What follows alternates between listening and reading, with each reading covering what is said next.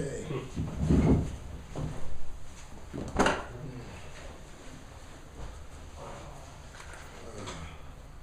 We go University of Florida week. It's a new month of November, and it's time for us to really ratchet up our efforts in terms of what we need to do and what's out there. And making a couple of comments, I want to talk first and foremost about Coach Beamer and his impending retirement at the end of the season. Coach Beamer is a man of integrity, a fantastic coach. He's coached a lot of players, coaches, and done extremely well throughout his career, and I wish him nothing but well, because he's one of those guys, one of those men that I've looked up to, one of those coaches who, over the years I've had a chance to watch his teams and emulate some of the things that he's done on special teams and on defense, and the game will miss him. I just heard about an hour ago about Coach Wisenhunt. I'd just like to speak to that. Coach Wisenhunt is a great man, a great friend, and a good coach. And he's been in this profession for a long time, and I wish him and his family well, and as they look for new ventures. But in this game is an extremely tough game, and what we try to do as coaches is make sure that we lead our teams as best we can. So, all best wishes, man, to Coach Wisenhunt. I want to talk about our injuries as well. We've had some injuries here, and I want to speak to Nigel Bowden and Justin School. Those two young men will be out for the remainder of the year, and we look forward to getting them back next season. And with that, we're just going to continue to push forward. We've had our fair share of injuries this year, but this team has continued to understand that it's a next man up mentality, and we're going to continue to move in that direction. As I look at the Houston game, we look to put that game behind us in terms of what it is. And we took one on the chin, and it was a tough game. But here's what I know. I woke up Sunday morning, sun was shining, and we had to get back to work. And so that's what you do. You take a tough loss, and there's a lot to be learned, in a tough loss. Turnovers, played a factor in that. Miscues, not playing well on third down. We all know these things. Those things are evident, and it's on paper. But I think what you look at are the teachable moments in this ball game, and what you can take from a ball game like this to help your team move forward. And we're going to do exactly that. We're going to, take everything that's to be taken from that game, and let's move forward. And as we look at the Florida Gators and Coach McElwain's done a terrific job in his first season of getting his football program headed in the right direction. He's had to deal with issues such as multiple quarterbacks and some injuries up front on defense as well. But he's found a way to maintain the focus of that Florida unit. They've gotten better as the season's gone on, just in terms of gaining confidence. And with that, it's going to be a good football game, a tough football team to play in the swamp. But that's our challenge this week. Can we eliminate the mistakes? Can we take care of the things that we need to take care of, including the football, to give us a chance to play, down in the swamp. So what I would say, for us, let's just continue to get better. Let's focus on the things that we can. Let's bring it right back to the middle, and understand that you're only as good as the game that you're playing. So with that, I'll go ahead and turn it over to questions. With Nigel gone, obviously he hasn't played for a while. You have confidence that your defense can function fine because they have for the last month, 6 weeks without him? Yes, I believe that in missing Nigel, his leadership and the in locker room intangibles that he brings to the table and who he is, are always sorely missed. But in terms of playing the game, this group has really adapted, into what's in the locker room now and what they've had to do in terms of personnel changes. So as we continue to move forward, and this group is going to continue to work hard, play well, and hopefully continue to work towards playing good defense. Derek, with Nigel, can he get a red shirt?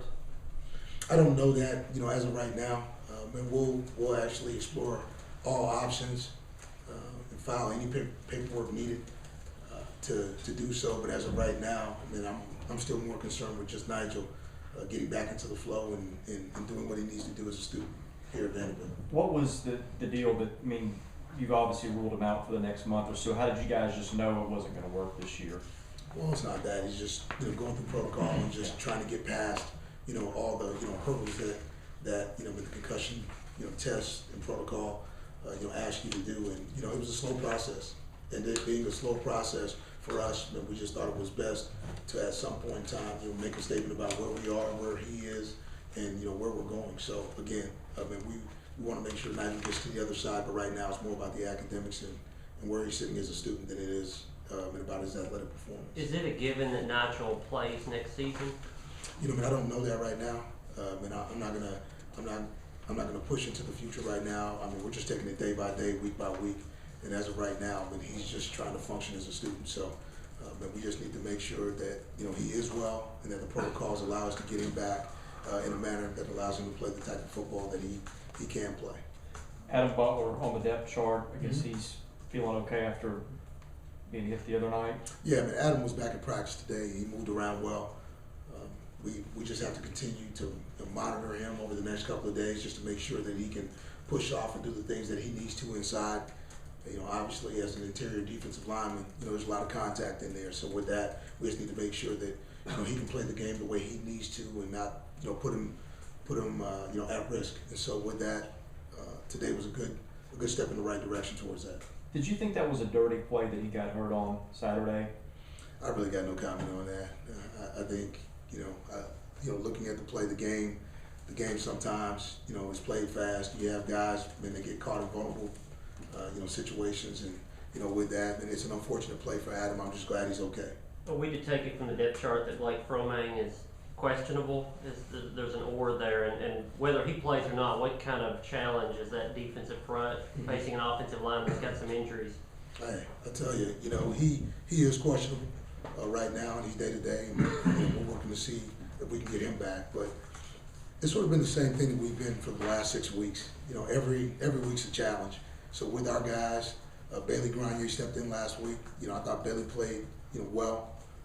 We just have to continue to keep with the next man up mentality. But when you look at who they are on defense, they can't create pressure. They do present problems just in terms of speed on the edges. So they're going to look to try to get you in third and long situations and try to make sure that they can use their guys and their advantage of speed on the edge to try to get to the quarterback. So we have to look at doing some different things in terms of changing the quarterback's platform and not just staying in the pocket and making sure that we move it as much as we can just to make sure that we can keep them off balance. So that's always a challenge, and that's what we have to be ready for. The offensive line has obviously taken a beating since before the season started. Do you think you can hold it together with mostly the guys that have played for most of the year? Or are there guys like, as was the case with Bailey last week, that are going to see more playing time that we haven't really maybe seen much of? Yeah, I really haven't been one for excuses. We've had a lot of injuries, and you know what? We've had the same mantra every week. The young guys have to step up. Next man steps in, and with that, that's what you have to do. We got 4 games to play, and with that, we want to win every one of them. And Florida's this week, so we'll look at this week. We'll get young guys ready to play. We'll have old guys on deck, and if a guy's questionable, but he can give us some pitches, we'll take it. Ralph is going back to his hometown. Have you had experience with that? Do you feel like there's more pressure on a guy like that, or do you have to talk to him to settle down or anything like that, playing in front of a lot of family and fans? I think coming off the game that we came off of last week, I think it sort of brings everything back to center. It's just about playing the game and making sure that we're focused, that we play the game the right way, that we understand what the job description entails, and let's play with the type of energy and passion that we need. With that, we can't get too far outside ourselves. Going home, what's home? He never really played at the University of Florida. For him, it's another football field. Family's going to be in the stands, but his family comes here and watches games. So I think for him, he's just got to continue to practice the way he practices. Be diligent about the work, and go out and run the way he's run. Because I think Ralph's played extremely hard over the last couple of weeks, and that's what we need him to do. Be consistent. What are your thoughts on the quarterback position right now? And I presume Kyle Shermer is available this week since he's on the depth chart, or are you still waiting to see there? For us, we got to put the best quarterback on the field that gives us a chance to be a good football team. Right now, we keep talking about eliminating the bad ball, but the thing that continues to rear its ugly head are the turnovers. The turnover battle for us has been our arch nemesis, and if we take care of the football, we put ourselves in position to be in ball games. And so for me, it's about which quarterback gives us the best opportunity to manage that, We all saw what happened to Kyle. We understand that he's day to day in terms of his process right now. And, you know, whether it be Johnny or whether it be Wade Freeback, you know, I mean, our situation is such where whoever steps on the field has got to be a guy who manages the game. And believe me, we'll have a game plan that allows that quarterback to manage the game, and we'll put ourselves in position to score points. The thing that we have to do is take care of it. Coach, at Media Day this year, you said that you want to play one quarterback. There will be a starter and there will be a backup, and that's clear. Why the change of mind going back to a kind of 2 quarterback system over the last few games? Nah, I mean, it's not a change of mind. I just think that's your assessment of it. I think what's happened is, you know, in looking at where the quarterback went, and we couldn't continue to do the same things and expect different results. And that's what I've spoken to the last couple of weeks. At the end of the day, I mean, it's about not turning the ball over and giving us a chance to be in ball games. And whatever quarterback gives you a chance to do that, that's who you're going to play. With that, you know, Kyle, you know, suffered an injury on Saturday, and so I mean, it really makes it next man up.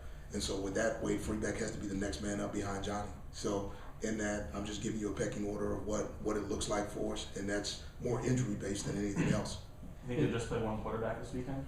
Hey man, I'd love to play just one quarterback. Hey man, if we're managing the game the way we need to, you'll see one quarterback. Is Wildcat an option in this for a play, 2 play, just something to try? It's always an option. Here's what I'll tell you. We haven't been able to get to the good stuff yet because we're working behind the chains and we haven't been able to stay on the field. That's the bottom line.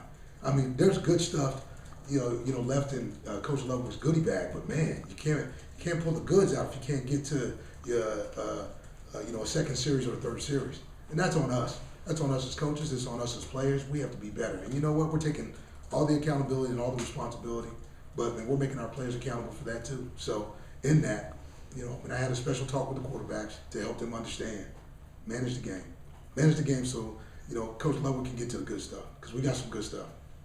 Is Kyle going through concussion protocol? Yes. Okay. Yes. Yeah, he's gone through it. How much do you turn to veterans that won in Gainesville 2 years ago? Do you put much stock in that game? Yeah, I put stock in how we need to come out of November. You know, you got some veterans on this team, man, who you know had a couple of seasons where they were 4-4, and at the end of the season found ways in November, man, to be a vigilant team, and I'm leaning on that right now.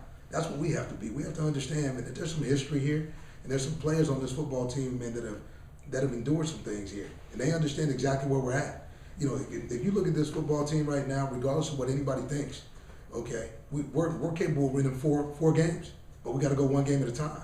And if you go one game at a time, you can get yourself to the end of that deal. But we're not out of the hunt for anything. Okay, maybe in other people's minds, that may be what it looks like. But for us right now, we just got to go one day at a time, one game at a time, and we'll be fine.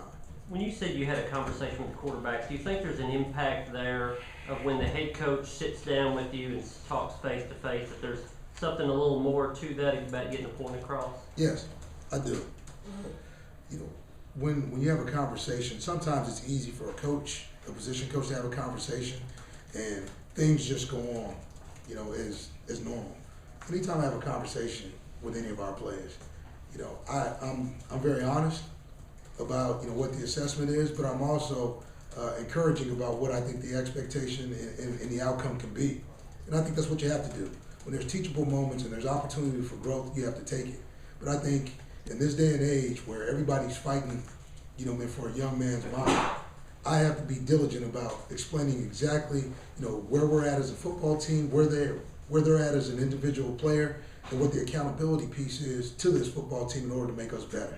And if I can do that, I think, you know, our guys, you know, really understand my mission, where we're looking to go, and what we need to do to get better as a team. Does Andy Ludwig go back to the box, or is he comfortable staying on the field right now? I think right now Andy's comfortable, you know, staying on the field. Being in the box on the field, I don't think it's had anything to do with the play calling. Again, I think it goes back to, you know, where we are. We have to stay on the football field, and that's just managing the downs and making good decisions.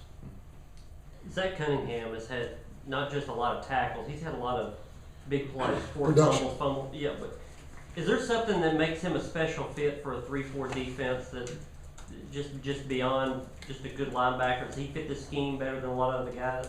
He does fit the scheme. He fits the scheme well because for him, he processes information fast, extremely good sideline to sideline, and at the end of the day, he's active. he sees it. He can get to the ball. He's a see ball, get ball guy. But more than that, he's been able to start functioning within the schemes that we do. Man, zone, it really doesn't matter. He's a true fit for a 3-4 defense. A guy that can play sideline to sideline, and he can drop in coverage, and he's a matchup and that really nobody's been able to find yet in terms of pass coverage. So that's what you're looking for. So he's not a situational guy. He's out He's there never every down day. guy. And that's why you've been able to see him almost every snap in every ball game that he's been in. 2 or 3 more questions. I know the 34 points, not what you want, but Right. offense gave them short fields on it. With that said, how did you evaluate the way your defense played against a pretty good offense?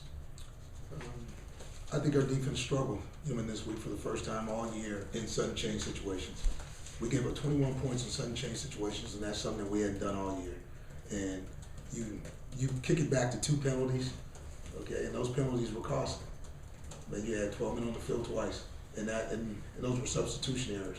But if you look at what we were able to do in terms of stopping Houston in the red zone, they didn't do much other than our penalties leading to touchdowns. So with that being said, again, there's some food for thought there. There's information to be taken in that, and we just can't beat ourselves. So for us, 3rd down, we did some good things, but to go 7 of 17 or whatever it was, in my opinion, man, we left some things out there. 3rd down and 24, we gave away a couple of downs. So there's still some meat on the bone. So for us, we got to eat as much as we can. We got to take as much as we can to be better, and we will. Caleb Azubike, is he a game time decision? He seemed that way in the last week or 2. Or do you know right now if he'll play? He will play this week. Caleb's been cleared. He is ready to go, and I'm excited to have him back. His energy in practice was much needed, for a group. Right now, that's been rotating through and playing extremely hard. It's nice to get a fresh set of legs out there to get these guys going. So it was good. Derek, I'm sure if the offense was that easy to fix, you would have come up with some things. It's not as simple as it looks, but Right. putting in new packages this time of the year, is that a thing where you say, hey, let's do it, or is it not worth the cost in terms of practice time and all the things they have to learn and complicating things? How do you view that at this point? I view it as let's do what we need to do in order to get our best players on the field and get the best players the ball. That's what it comes back to. You can say this scheme, that scheme, whatever it comes down to. Guys like Darius Sims, Ralph Webb, Stephen Shore, Trent Sherfield. Those guys have to be on the field touching the ball, and you know what? Those guys have to be on the field more often. And so, with that, those guys are the best guys that give us a chance to spread the wealth and make a defense have to cover those guys. And so that's what we're doing right now. Those guys didn't get the ball that much last game. Is that something that, like, if you had to do it over again, you might make more of an effort there? Well, part of getting the ball is just taking a young quarterback through the reads and letting the young quarterback go where the reads tell him to go. Okay, and with Johnny, we try to get those guys in the ball. I think at the end of the day, we struggled to stay on the field and struggled to stay ahead of the chains. And anytime you do that, man, the advantage goes to the defense all the time. Just to clarify on the Nigel Bowden, you said you didn't know if he could play next season. Is that because this is something beyond what a normal concussion is, or you just don't want to speak ahead of something that's an unknown? I just don't know. Okay. If I knew any more, I'd tell you. I just don't know. Okay. I just don't know the full extent of everything that's going on with Nigel. I just know right now that he's going through protocols, and we've gotten him back to class, and that's the most important thing for me right now. A month or 2 from now, I'll probably be able to tell you everything that you need to know. But right now, I'm more immersed with the University of Florida and what's happening, and making sure that Nigel's well-being is taken care of. Thanks. Thank Coach, you. appreciate you. Got it.